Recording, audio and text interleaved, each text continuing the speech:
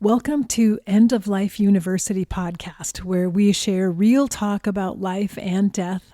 I'm your host, as always, Dr. Karen Wyatt, and I want to thank you for joining me here today for episode number 320.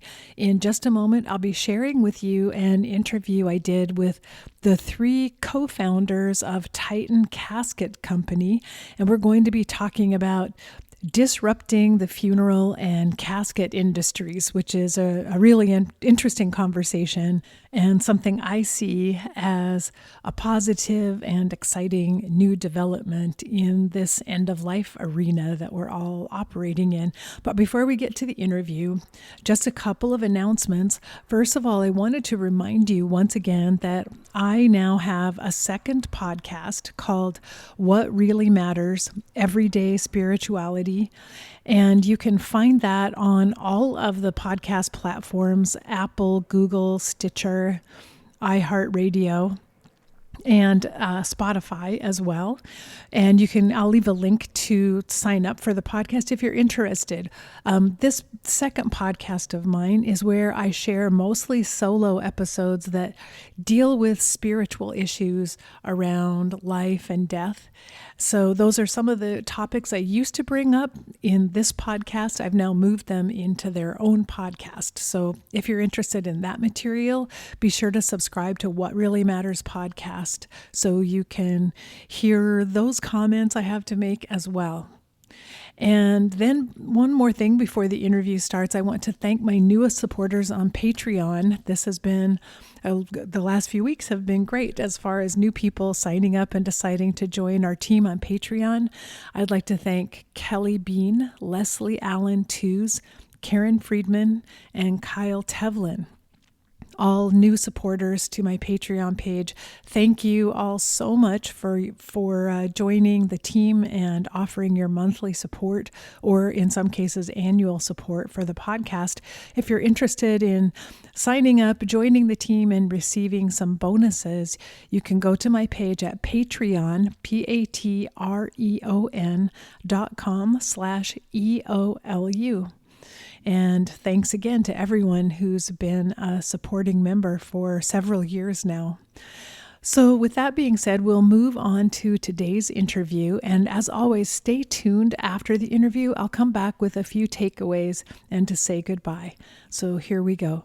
Today, I'm very excited because I'm welcoming three guests to the podcast, which is quite unusual for me. So it'll be three times the fun to have three different voices to hear from. And these are the co-founders of Titan Casket Company. And so I'll introduce them one at a time. First of all, Scott Ginsberg, who is the CEO and co-founder. And Scott is a 20-year casket entrepreneur and market disruptor. Scott has previously been the founder and owner of Northern Building Technology organizations in both retail and logistics.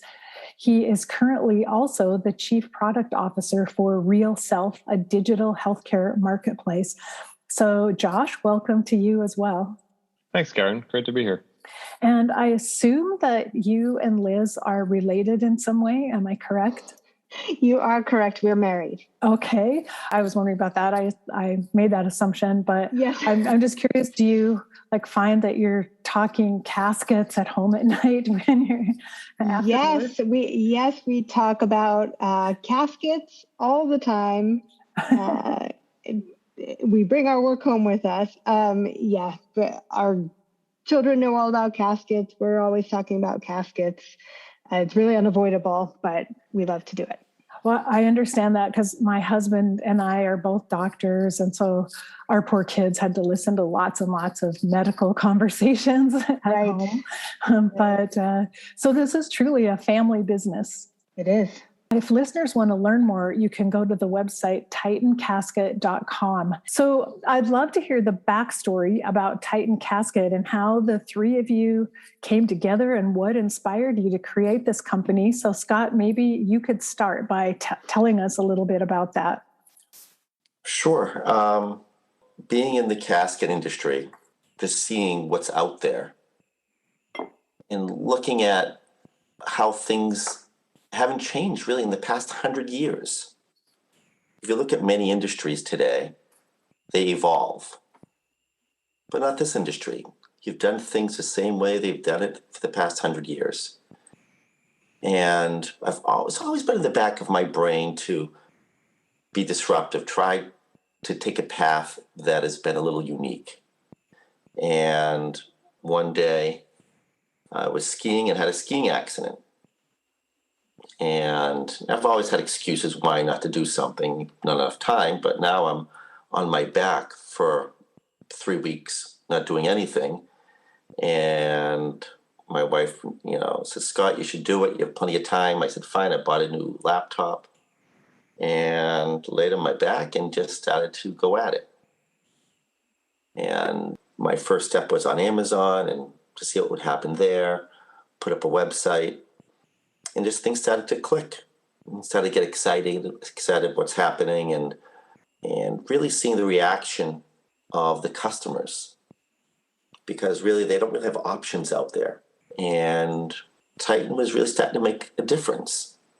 This was making a difference in people's lives and really touching them and giving them options really for the first time and helping educating about their options, because that was something that really I was enjoying.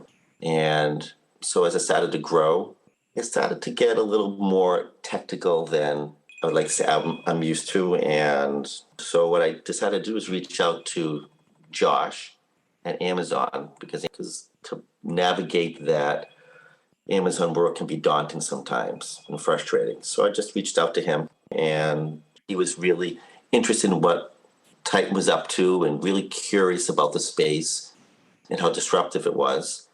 And we just started to get to know one another. And then from there, got to meet Liz, and we decided to form a company together and bring Titan forward. And that's where it is today, essentially. So it's interesting that burial containers are nothing new. It sounds like they've been part of civilization for humans for a long, long time. But it's interesting, Scott pointed out, nothing has changed in this industry for 100 years, but you all are trying to change that with Titan Casket. And Josh, tell us a little bit about what Titan actually is and how your services are different from other casket companies. Yeah, absolutely. So we often refer to ourselves as the Warby Parker of caskets, and I could talk a little bit about what I mean by that. So, historically, glasses were sold in eyeglasses stores, and there were a few large manufacturers that controlled not only the manufacturing but also the distribution. And so as a result, as a consumer, you had limited choice and your prices were really high. And so along came Warby Parker, and they broke this model. They broke it in a few ways. They sold direct to consumers using technology in their website, and as a result, you were able to get high quality glasses at a much lower price.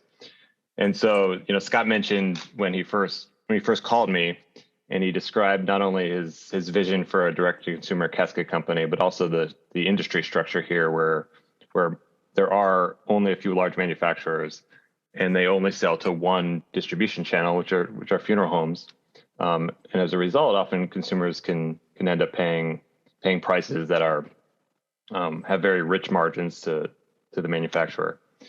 And so by selling direct to consumer, utilizing the FTC's funeral rule, which is a consumer protection law that lets consumers buy caskets and ship them directly to the funeral home, we can offer high quality caskets at a very reasonable price that often can save families who are really going through a hard time hundreds or thousands of dollars. And because we do ship direct to consumers right from our factories, we're able to offer a wide variety of colors and selection that's beyond what you can store in a typical showroom. So we sell on our own site, we sell on Amazon, Sam's Club, Walmart, and we also sell very custom items to both consumers and then anyone really. We do have a direct to consumer model, as I mentioned, but we also sell to anyone who's working with families who are planning their farewells. So we work directly with a wide variety of funeral homes and doulas and hospice workers who are arm in arm with families going through this time. So it's really interesting that you've come along right now at this time when there are lots of different disruptive companies out there kind of shaking things up.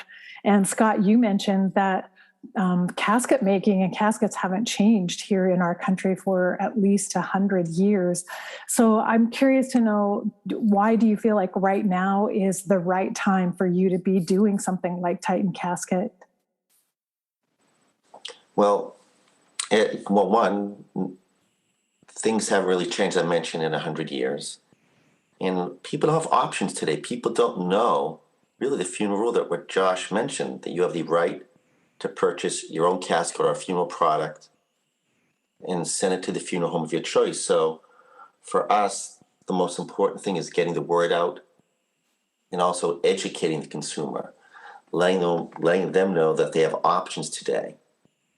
And the average person really doesn't know that. Even though we're growing, we're doing great, our biggest challenge is still trying to get that word out, really try to educate that consumer.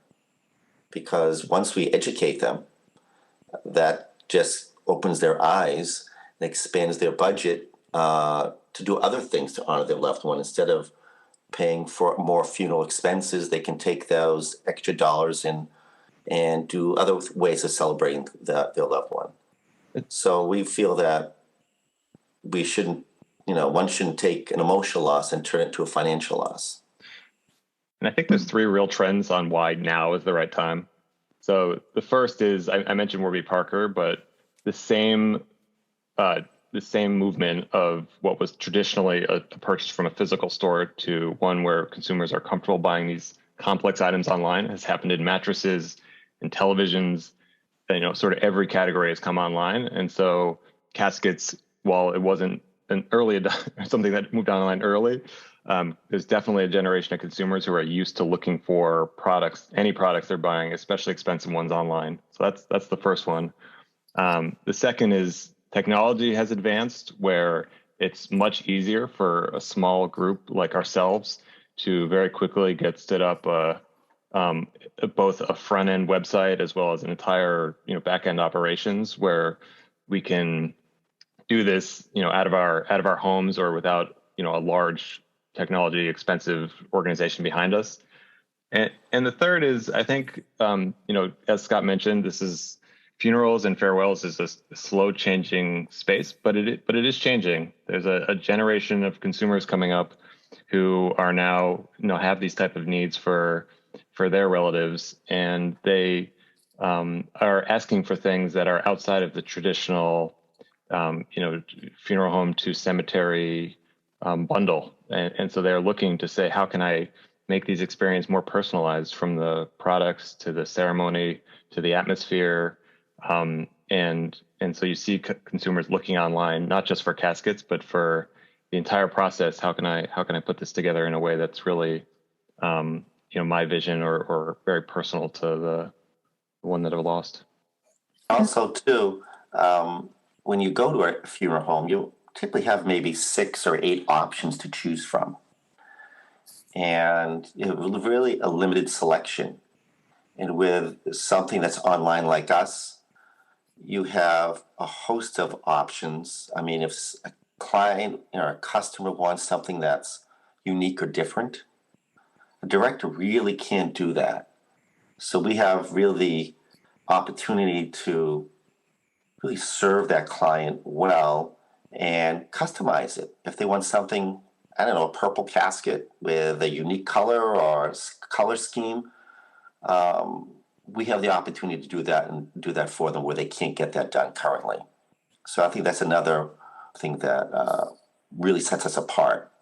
And just to add on to what Josh said earlier about the new generation that's planning funerals a little bit more savvy online, accessibility has been a big deal, not only for this up and coming generation, but also for older generations. We hear from people of all walks of life and all ages all the time. People are online in front of their computers or phones more than ever before. So it's very easy to think maybe there's a different way to plan this funeral, or maybe I have options that I didn't know about. I'm going to do a quick search online, and that's how they find us, whether they're used to looking for things online and shopping that way or not. And it seems to me that COVID has really accelerated online shopping for things in so many ways over the last year and a half. And I could see this being part of it because people have had to get used to Zoom funerals and more remote funeral arrangements. And it seems like being able to shop online for a casket would suit a lot of people better than having to go somewhere and, actually look at them physically. Yeah, people have become much more comfortable with the idea of shopping for even large purchases like this. They can do it from the comfort of their own homes and the safety of not having to go somewhere and look at something. They can go onto a website, read about the product, read about reviews, give us a call. We make it really simple for them, and it's very comforting for a lot of people to be able to handle it in that way. Well, in my experience, my mother pre-planned her own funeral and she chose the casket she wanted to be buried in. But that was about 5 years before she actually died. And when it was time to have her funeral, we went to the funeral home and they no longer had the casket that she had chosen and paid for, which was kind of upsetting for us because we knew that was what she really wanted. And it was hard to find something that was close enough to it to feel like it was the right substitution. And it was really disappointing to think she paid for this 5 years ago. You've had her money and now what she asked for isn't there and isn't available. And I realized at that point, it probably feels like a bigger deal when you're the grieving family, but that felt upsetting. And so I'm wondering, maybe Liz, you could walk us through as a customer what it might be like on your website. And then also, do you have the capability for someone to order and prepay for their casket in advance? Sure. So the online process, it's a very high touch process for us because, as you know, people don't really think about caskets or necessarily funeral planning until the time of need. So they're coming to us not knowing a whole lot about this very large and emotional purchase that they're about to make. So typically somebody will find us online. They'll look through our extensive selection. Maybe they'll have an idea of what they want. Maybe they won't. Somebody like you who had a sense of what the casket should look like, you have some parameters that you'd like to start with. Other people have a budget that they'd like to start with, or they have a size requirement that they need to find. So they'll look around online, and then most of the time they will contact us either by phone or in our website chat, and they'll need some guidance. Can you provide this casket? When can you deliver it? And tell me a little bit more about the casket. Is it the same as what I would get from the funeral home? And we're able to answer all of those questions for them and assure them that what they see on the website is what they're going to receive. So we work with each customer to make sure they get the right casket for the right price, the right color, the right size, and everything. And then once they make their purchase, we take it from there. We build the casket and we ship it usually to the funeral home, but not always. Sometimes people want to keep it for storage or have it on so they can have it on hand at the time of need. But beyond that, we'll send it right to the funeral home and it'll be waiting for the family when they need it. And then in terms of pre-planning, as I just mentioned, sometimes people will want to purchase the casket just so that they have it on hand. They'll store it in a garage or a storage facility. But we also do offer the option to purchase a casket now and then have that order be fulfilled when it's needed, whether it's in a few months or a few years. That option is also available to customers. Just as you would pre-plan an entire funeral at a funeral home, you could pre-plan just the purchase of the casket with us. And the story you mentioned, the personal story, we hear all the time. Even this weekend, we got a call Sunday night. This was from a funeral director who was looking for a 33-inch purple casket, so something very specific, and that they didn't have in stock. And we were able to ship it out Monday morning and have it delivered late that night to the funeral home. So those are the calls when we really, this is a very mission-based business, and those are the situations we're really proud of when we're able to fulfill specific requests on short time frames. And I think to also Josh's point too is that, as I mentioned earlier, options. A purple 33-inch casket. Getting a purple 33-inch casket at a drop of a hat is very difficult to come by. It isn't something that the big publicly traded companies have just laying around. So that, again, really sets us apart from those companies, essentially. The ability to just to turn on a dime by getting them a product. So is this, would you call it build on demand? I guess I'm thinking of print on demand for books, but that when someone orders something, you have the capacity of making it for them very quickly to their specifications. That is a good percentage of our business. Yeah, we do have warehouses around the country where, because for us speed is very important. So we do try to be as close to the funeral home and the customer as we can, but certainly our ability to customize and take orders today and build something from scratch in the morning is a big part of what makes us unique and why we're able to have such a wide selection. And are you able to make like just a simple pine box if someone wanted that? Absolutely. Yep. But I mean, we can really, from a pine box to a 33-inch casket to a 44-inch casket, wide casket, and with virtually any colors. So yeah, we have, I mean, if we ever told you some of the unique stories, that things that we've made, we can certainly do all those unique options, have them available. We do have a green or eco funeral section on our website with different pine boxes because, while we do sell for funerals that happen through funeral homes, we also sell to people who are doing home funerals or green funerals, or to doulas working with clients who specialize that have those type of needs. So that's an ever expanding part of our selection. And that's really good to emphasize because a lot of the listeners to this podcast are people who practice as death doulas or home funeral guides. And so it's great for them to know that they might be able to help the people they're working with access the casket that they imagine or dream of for their loved one through your services. What's nice about the green funeral or the green caskets that we carry, they also accommodate the Muslim and Jewish faith too, because they also require green caskets. Oh, that's really nice to know. Yeah, we do really love working with doulas. It's because they're what we do for caskets, they're doing for an entire experience, and so it's we love both hearing about the entire funeral as well as working with a community that cares so deeply about that families going through this type of time. And maybe you can fill me in, Scott, are there regulations about caskets themselves, like what size they have to be or what materials they have to be made of, or does anything go?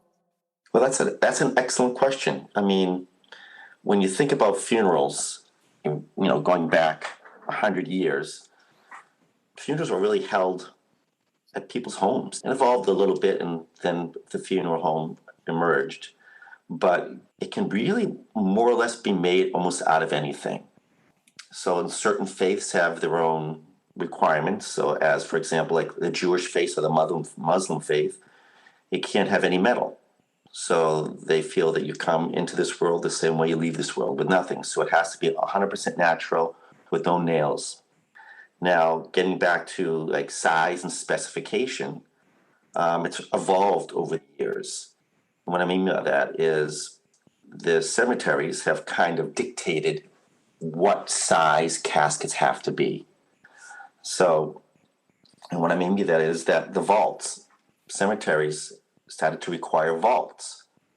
And you'd ask yourself, why do they have vault? And what is a vault? A vault is a box that goes in the ground and really makes the cemetery retain its beauty. So if you put a cask in the ground, as time goes on, the ground will settle. And the vault will protect the cemetery and keep it level.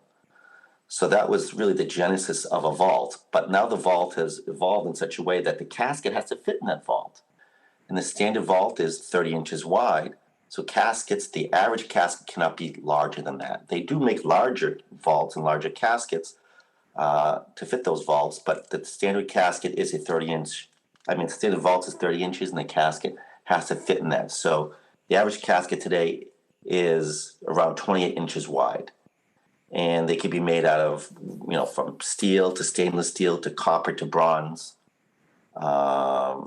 and wood, mahogany, and virtually really anything, even plastic, believe it or not. They do make fiberglass caskets. So it can virtually be made out of anything as long as it can fit in that vault.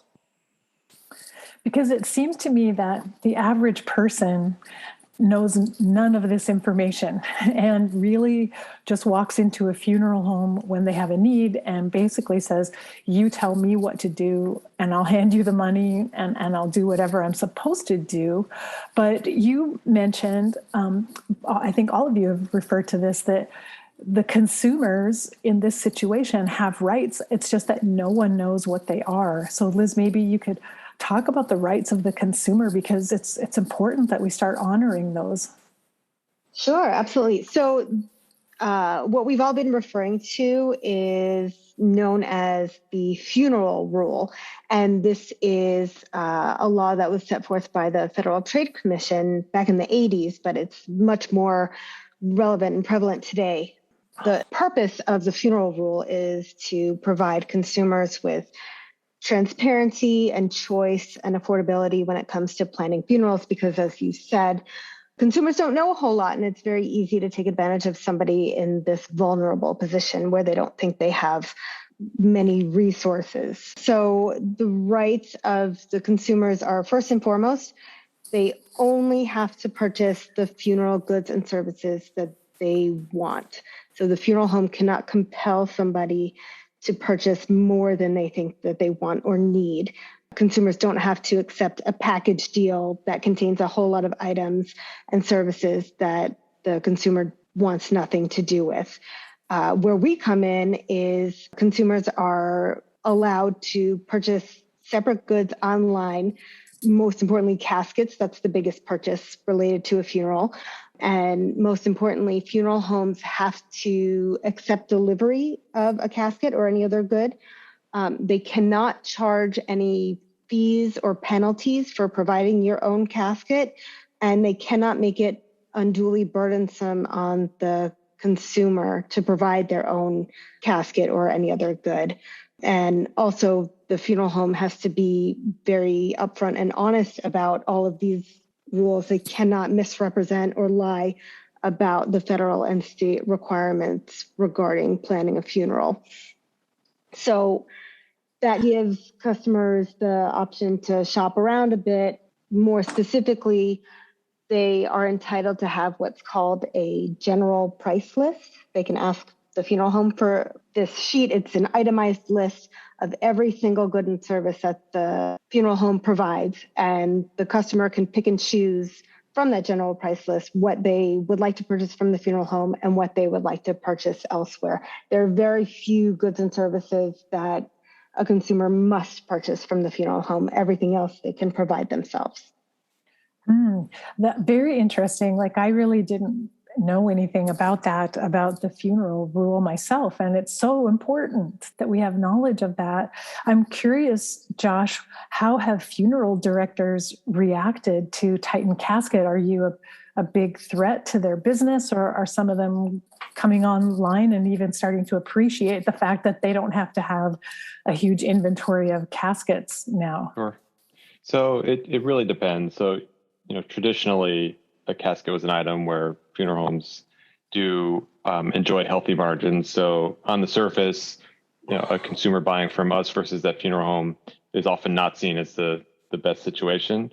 But times are changing. The way funeral homes see themselves and how they're working with their clients is largely as a service business, just like we're as a service business, and the way that they're structuring how they price has shifted margins away from the products and more towards the service that they're providing. So 9 out of 10 times, the funeral homes we approach and the directors we work with are wonderful. We have a shared mission to make that client have the best experience possible.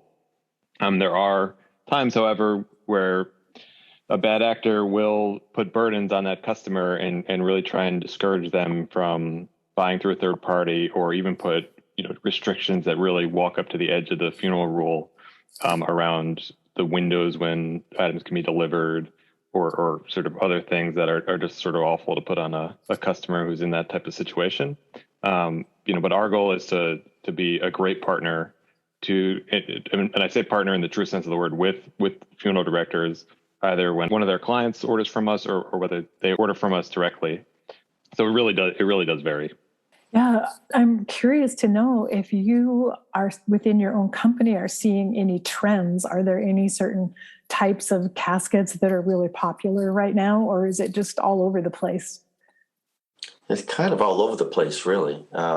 Some days, this particular model might be very popular, and then we would all talk amongst ourselves, say, how come this doesn't move? And then all of a sudden, bang, it's just, there's no rhyme or reason. It's just happens.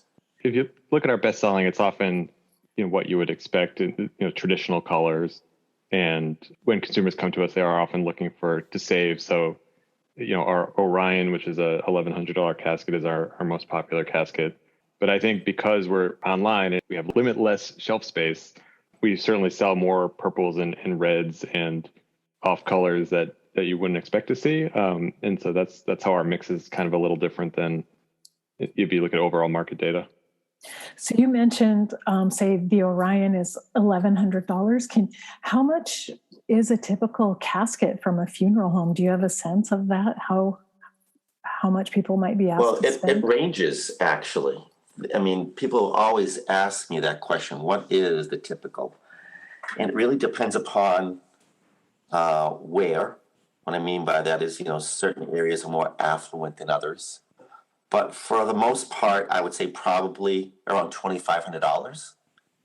And but again, it varies from funeral home to funeral home. And the reason why I mention that is because funeral directors know that the customer doesn't shop typically a funeral. What I mean by that is that you always go to the same place your family's always gone to. Mm-hmm. And it's not right or wrong. It's just what people do. And you go to purchase a car, people shop it around. But with a funeral home, no, funerals will vary dramatically between funeral homes, the cost. And when some people do that, they're amazed by the cost difference, the price difference.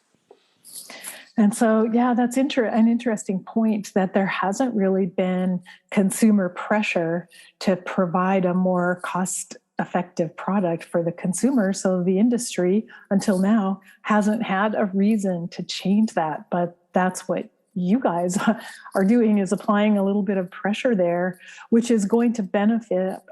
I think it will benefit all of us down the line. It sounds like it will reorient funeral directors, as you said, to more of a service-based practice and instead of product-based. And that sounds like the right thing. That sounds like what needs to happen.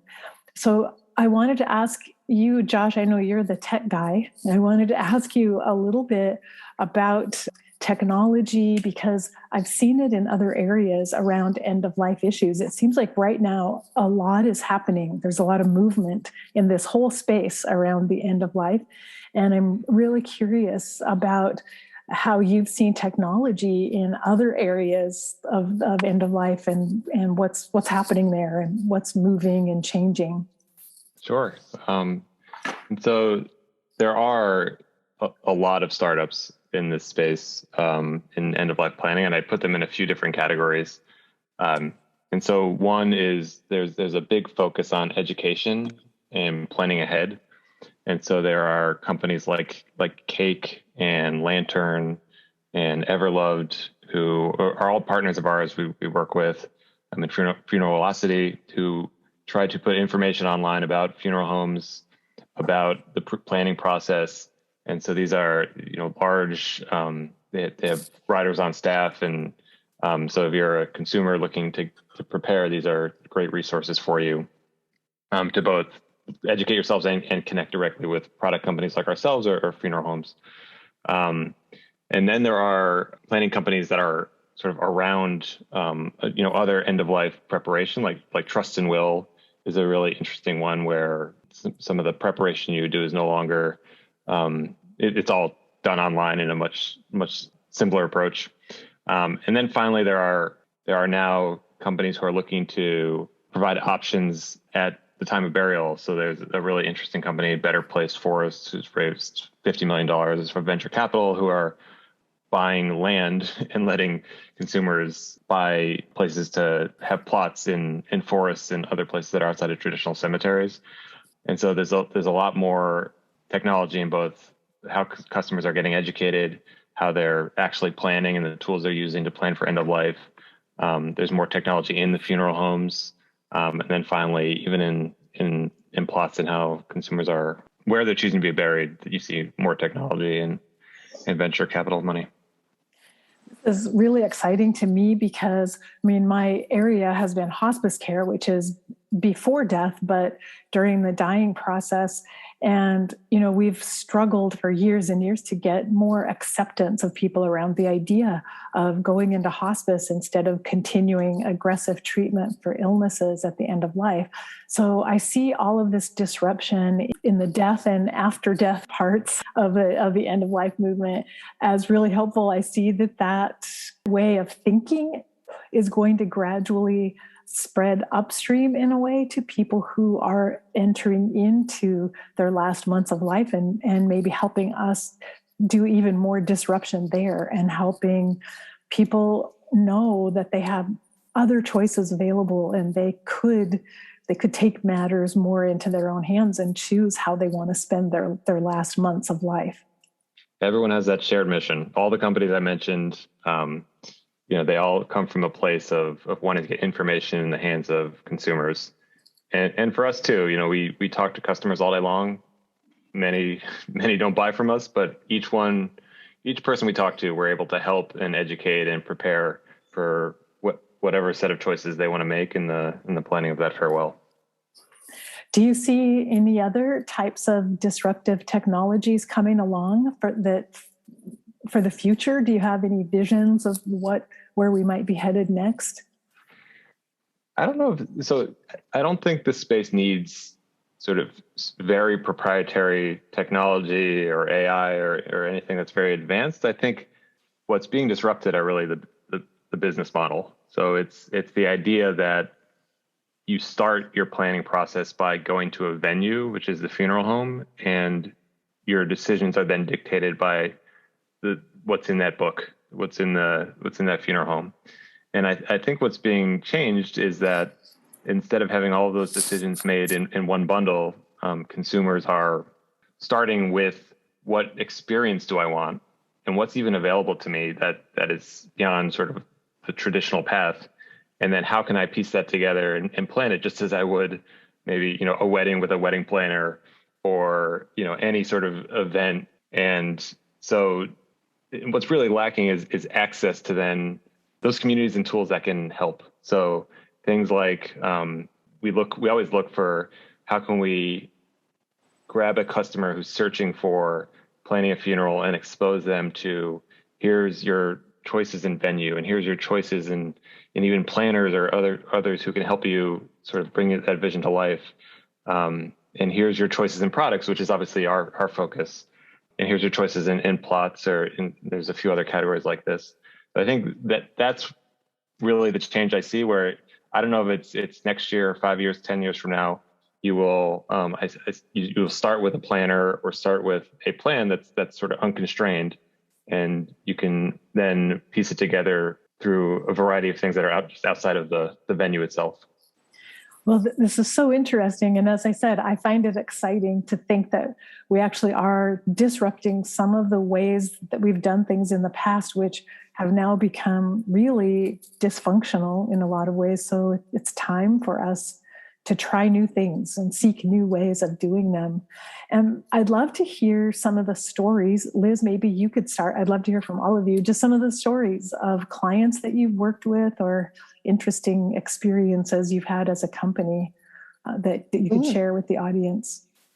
Sure. Well, we serve all kinds of clients, all kinds of price points, all kinds of requests. But something that we're most proud of is our ability to provide affordable caskets for people who might not otherwise be able to purchase one. And we worked with a client about a month ago or so. Her husband had passed unexpectedly.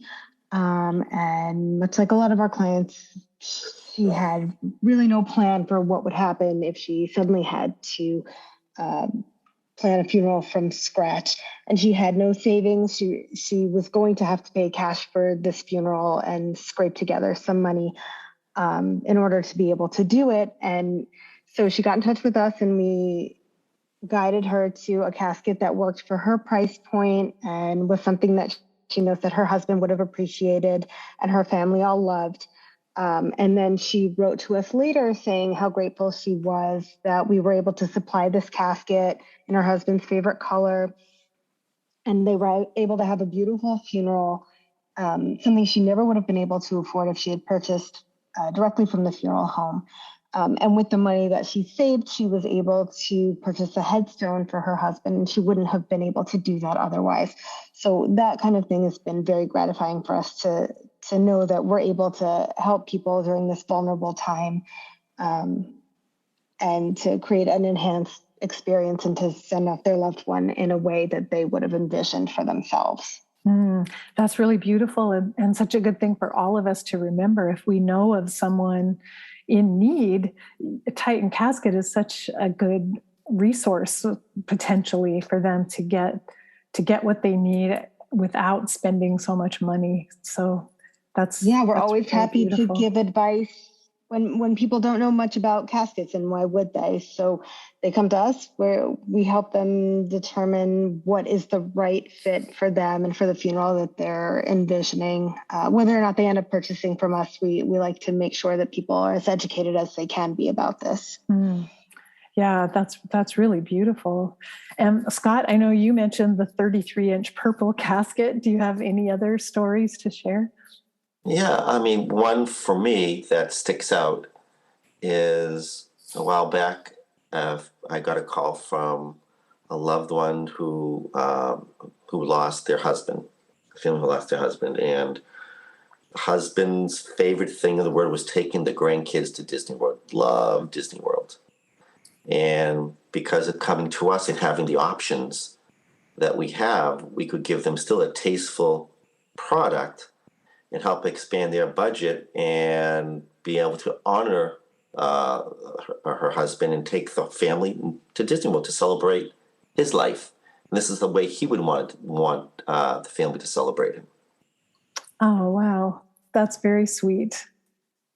And that's wonderful as we think about what are our priorities, and as we're saying goodbye to a loved one, do we really, as you said before, do we really want to spend the money on the steel box that they'll be buried in the ground in? Or are there better things that we could do that would bring us together as a family and be a much more fitting memorial for the person who's died? And I think we give them options. Today they have options when it comes to us coming to Titan Casket than they had before.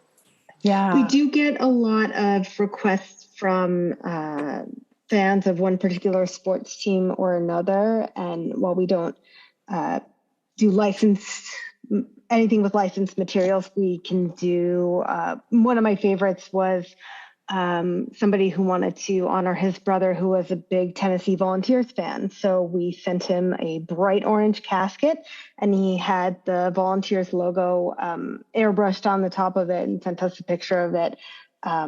We do that kind of thing all the time. Favorite colors, particular sizes, things like that. It's very gratifying to know that we can supply something to some pretty precise specifications. I love that. And, I recently interviewed a woman who wrote a book about funeral planning and talking about could we make funerals more fun? And I don't know, this seems like a way of at least brightening things up and, Definitely. Giving everyone something to smile about in a way, in fact. Right. Yeah. something very flashy or something very sophisticated, we can satisfy all types. Yeah, I was going to say for my mom, it probably would have been like sparkles, gold and sparkles. If you have sparkles, I don't know, but we do have something that sparkles. And then, Josh, do you have any stories to share? The immediate ones that come to mind are ones that fit the patterns that Liz and Scott mentioned. But we have a big part of our business is our military caskets that we sell. And I remember a situation in Virginia, it was a month or two ago, where same thing, the funeral home called us for a client that they had. They needed something the next day. They were very stressed out because of how important their loved one's military career was to them.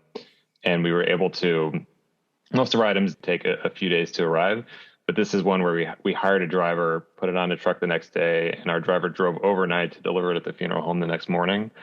And we got pictures back from the funeral director and the customer of the casket, adorned in an American flag. And so that our entire team was in action, both to process the order, get the casket out the door, and make sure it arrived on time, and then to get those pictures back and see that it was sort of exactly what they were looking for was a really proud moment for us. Wow, that's a great story. And so it really shows that your company is so responsive and creative and adaptable, that you really are about the service that you're providing and figuring out how to get it done. It sounds like one way or another. We really appreciate you saying that. If you witness us for over a 24-hour period, you'd see we're on 6 different devices, on the phone, making sure that every single item arrives on time and in perfect condition, because in this business we cannot miss. And so if you read our reviews, you'll see there, some are certainly about the product, but most are about the service and about Liz and Scott and Ben and Tatiana and some of our other team members. And so that's really been wonderful to get that type of feedback.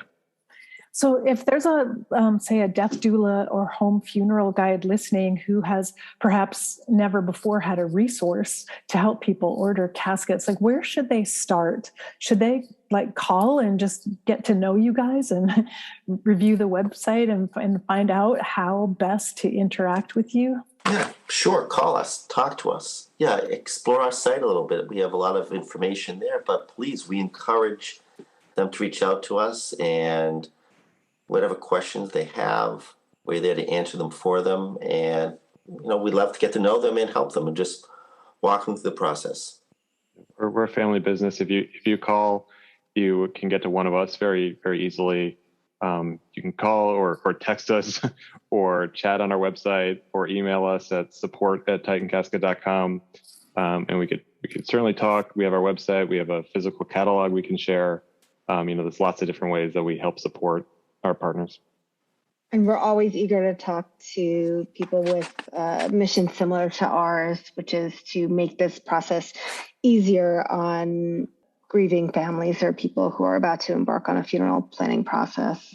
And I myself would love for hospice workers to know about this, because even though hospice is involved prior to and at the time of the death, but in some ways before funeral planning happens, it Definitely. Actually might take a lot of stress off the family if they were able to get this going and make a few decisions in advance and have a sense of what they need to take care of after the death occurs, and that they could actually start thinking about it ahead of time and be prepared for it. So I think hospice workers should remember as well, it's Titan Casket, singular casket.com. Yeah.